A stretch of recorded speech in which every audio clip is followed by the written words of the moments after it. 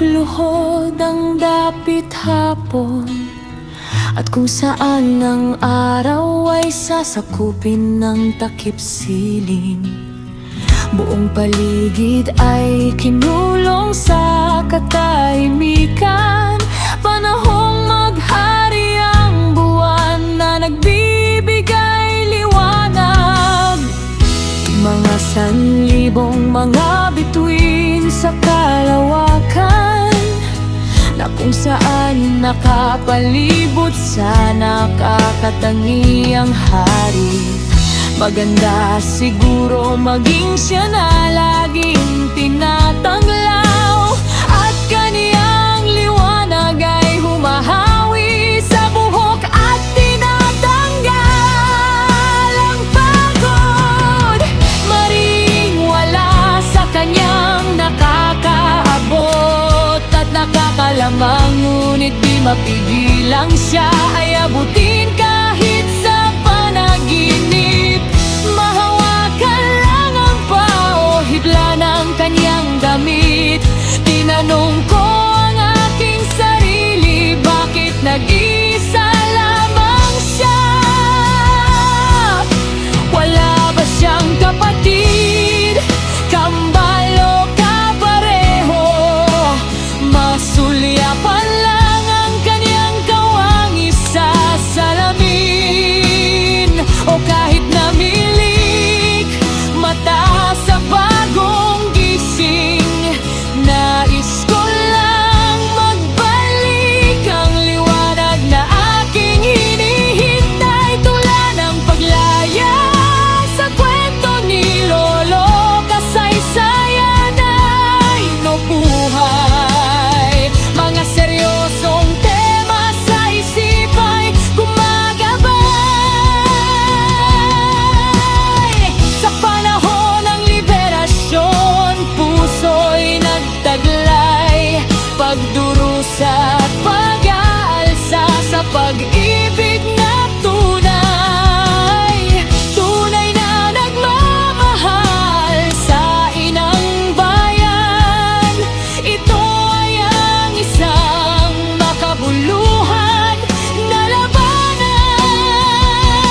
Dahil di gumamit ng karahasan sa digmaan, kundi papel at dulo sa pluman. Panitikan, pagsulat ng tula at pagtugtog ng plauta. Sa panahon na iyon ay sining ang sandata. Ang mga tema ay masyadong seryoso, ngunit di gaanong praktikal at relihiyoso. Ginamit ang panitikan upang apoy magliyab sa mga manunulat at Pilipinong nag-aalab.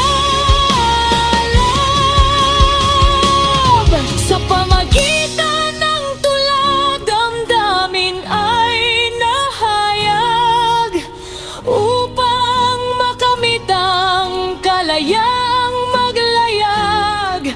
Si Lolo Remigio'y Quezon de General. Sa panitikan wala man siyang manabarangay, ngunit batid sa mapupungay niyang mata, nasaksihan niya ang bayan sa pagpapalaya. May pictures ka pa rin niya, bakit di mo pinura at palayay ng alaala? Bakit umasa ka pa ba na magbabalik siya? Bakit ikaw pa rin ba?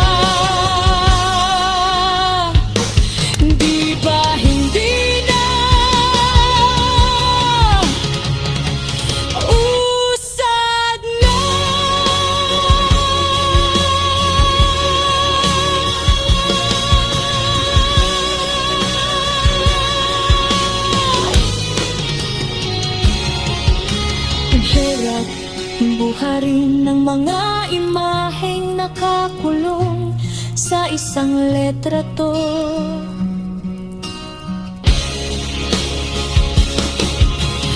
Hirap burahin ng mga letra to, kasi parang buhay pendilay kahapon pa nangyari.